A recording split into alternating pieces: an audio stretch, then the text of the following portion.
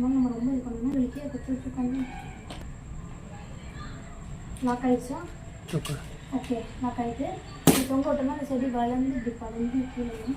இதுவும் வந்து indoor plant தான். அந்த செடி வாங்கி உள்ளே வச்சு, ஆனால் உள்ளே வச்சு வளர்க்கறதுக்கு காயிற மாதிரி ஆகிட்டு, அதான் வெளியே தூக்கி வச்சு இப்போ நல்லா இருக்குது. ஆனால் அவங்க சொல்கிறாங்க இல்லை இது உள்ளே வைக்கிற செடி, நிழல்ல வைக்கிற செடி அப்படிங்கிறாங்க. உள்ளே வச்சா வளர மாட்டேங்குது, காய்